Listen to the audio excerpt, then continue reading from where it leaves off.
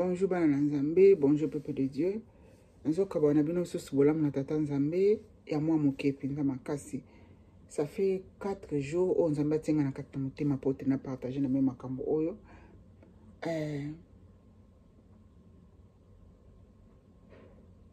Bana Nzambe, bandeko basi pe bandeko mibale. Nzamba sunga bino, Nzamba batela bino. Puissance na Nzambe contrôler bino et protéger bino. Nali ko partager message moko moke na bino bana Nzambe libota na Nzambe. Mabe nyonso tute oyelaka yo na ngai. Mabe nyonso tu oyelaka biso na se na moi. Ezaka kate utake pa ya Satan te. Nazo répéter. Mabe nyonso tu oyelaka biso na se na moi. E utaka ke pa ya Satan te. Nzambe a permetaka pe mabe ko ela biso bana na Nzambe. Nzambe a permetaka makambo e ya ko sekoué biso. Po tata la kondima na biso envers ye.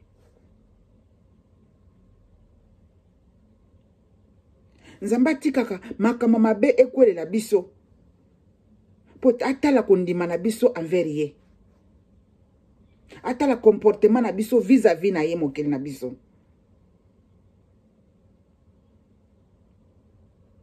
Mabe nyonso tout ekwelaka biso ezaka ka mabe. Mabe mosusu ekwelaka biso ezali bénédiction pour na biso. Mabe mosusu ekwelaka pour na biso na bombo na biso ezali délivrance pour na biso moko. Mais biso batu na sena mo toyebaka yango te. Pona koyeba makambo foza na mission ya révélation. Pona koyeba makambo foza na kati na esprit ya révélation. Mabe nyonso tout ekwelaka biso ezalaka ka mabe. Non. Mabe mosusu ekwelaka biso ezali révélation. Ezali bénéfice pour na biso.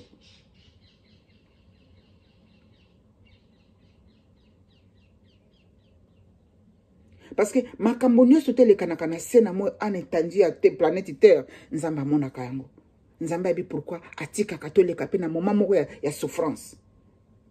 Ezali pona kokolisa biso spirituellement. Ezali pona kotala kondima na biso bana na ye envers ye. Ezali pona kotala comportement na biso vis-à-vis na ye lere Nzamba zo longola mamaka alongolaka lere Nzamba zali kotika problème moko songolo ekwela biso. Nzamba za tata malamu. Mabe mususu ekwelaka yo ezali pona bolamu na yo moko. Mabe mususu ekwela na vie na ngai ezali pona bolamu na ngai pona bénédiction na ngai. Mabe mususu ekwela na vie no ezali pona bolamu na yo pona bénédiction na yo. Bokondana ka mabe nyonso tout eko ezali kaka mabe non. Mabe mususu ezali délivrance. Nzamba lingata la yo. Nzamba lingata la kondima na yo envers ye. Nzamba lingata la kotambola na yo na kati na musala na ye.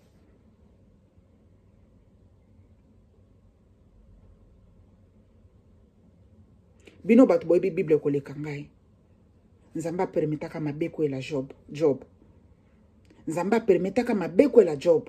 Pendant les années na des années. Durete ya souffrance na ozolu kele oleka nango lelo. Nzamba yebi lobi. Moment ya souffrance ozali koleka nango lelo. Moment ya lamentation ozali koleka nango lelo. Nzamba yebi ni nazali ko préparer liboso ya malamu pona yo. Yango Nzamba lobi na biso na kati na Bible mabe na malamu to komisa ye ayebi pourquoi. Parce que ezana ba bénédiction msusu Nzambe soka linga pambola moto akolekisa na nzela ya souffrance. Ezana makambo msusu ki Nzamba linga pesa yo bia fungulelo ba porte ya sika akolekisa na kati na souffrance.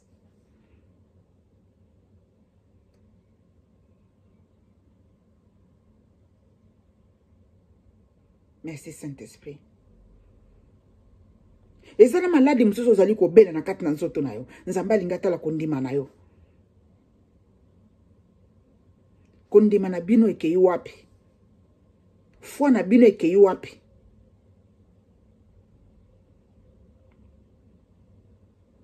Il y a des bénédictions avant Nzamba pesa yo yango. Il faut les kanakati na souffrance moko quelconque. Il faut les kanakati na pasi moko we eloko moko boy. Nzamba yebi pourquoi tikaka yango. Nzamba ko kabola na mutu moko boye pote apambola yo na liboso alingi te ke mutu wana oyo zalaki na ya ensemble a profiter na ba bénédiction na yo parce que moto wana zana misala mabekati na ye, parce que moto wana lingaka wana na hypocrisie, parce que moto wana lingaka wana na bosolo te yango nzamba ko sala nini a partager na moto wana na koto ke nzamba ki ko pambola yo.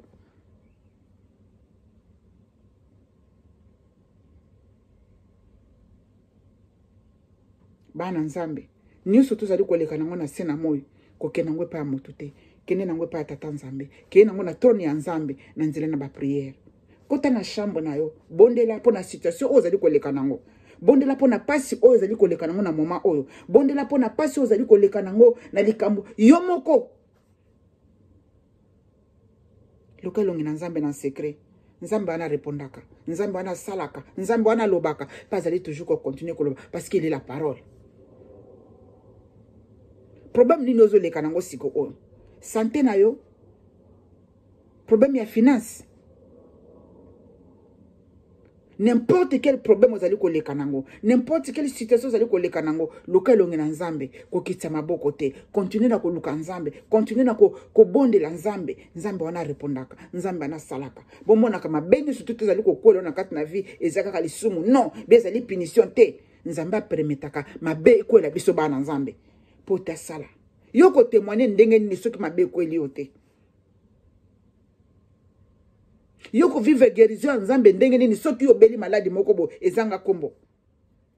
Yoko témoigner loboko na nzambe na vie ndenge ni soki oleki na kati na problème na kati na sena mai te pote nzamba bimiso na kati na sena mai.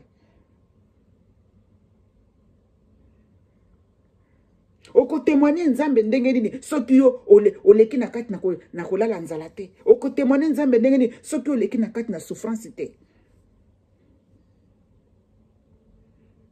Nzamba permetaka makambo yela biso ya mabe pote ase manifester puissance na ye, pote alakisa ke azali docteur ba docteur, pote alakisa azali mokoza bakonzi na vie na yo, pote alakisa azali solution na kati na ba problème nyo toza nango na se na moyo. Yango nzamba tika ba problème yela biso. Yo o kolanda video osoko za na problème songolo zonga na se na makona nzambe. Pote o tatola zonga na se na makona nzambe. Belela ebutu na moyo, nzambe wana yanolaka, nzambe wana batelaka, nzambe wana pesaka, nzambe wana dirijaka, nzambe wana kangolaka sala bolamu na nyonso to. Yo o sekaka te okoma mutu na mawa, yo o soko matina likolo na mbeto okoma mutu na lamentation, mutu na kolela, nzambe wana sekisaka, nzambe wana longola bato mai na miso. Eloko kosala na yo zongaka na se na makolo na ye. Pote yo témoigner zonga na se na makona nzambe, n'importe quelle situation zali koleka nango, mutu nyoto zali koleka na problème lelo kolanda vidéo, n'importe quelle situation zali koleka nango, n'importe eza la situation financière, situation spirituelle, situation physique, zonga na se na makona nzambe o témoigner nzambe wana. Yo moko koluka mutu te, yo moko lukan nzambe na bo yo moko. Poto témoigner monene na nzambe wana. O ezalaki bolamu na tata nzambe, car la Bible nous dit na ba circonstance nyuso to komisa nzambe eza solo. Nzamba tikaka mabe yela biso to lukelongi na pote asala apambola akangola guérir pote biso to témoigner. Sans kobela na yo oyeba te ke nzamba guérir la bat malade.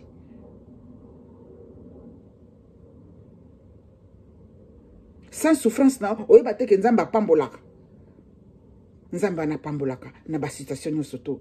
Problème ezali yo. Problème ezali nzambe te, problème ezali yo ndezonga na sena makona nzambe oluka nzambe pote apambolo asala bolamu ozalaki bolamu na tata nzambe kimia pe bolingo na nzambe et protéger et battre la mabota na bino. Tozala préparer mutu moko ta yebi lobi, mutu moko ta yebi 20h nini koleka na 20h zala préparer moi na nzambe nyoso to dès maintenant na sena moto ali kotamba na ngai na bino tozala préparer parce que liwa ezali lilingo otambaka na biso na sena moyo. Lera ko sepela zwa biso nzamba ko zwa biso bana nzamba bangaka liwa te tozala nde préparer. Amen. Ozala ki bolamu na tata nzambe bolingo na nzambe e batela bino e protéger bino. Ndenge moi ebetaka na banzoto na biso, ndenge moi ekitaka na sena mabele couvraka mabele o bolingo na nzambe couvre bino lolengi wana, bolingo na nzambe batela bino lolengi wana. Na kusengi na kombo na tata pe na mwana pe molimo santo. Amen. amen amen. Nzambe alola aza malamu, aleki malamu koleka malamu nyonso tu. Nga na benga kaza nyonso pona ngai, pamba ta za nyonso pona ngai. Sekete nzambe azala pe nyonso pona bino, oyo bino bozaki occasion ya olanda video oyo. Bolingo na nzambe protege bino sengi na kombo na tata pe na mwana na molio mosanto. Amen amen amen. Bye.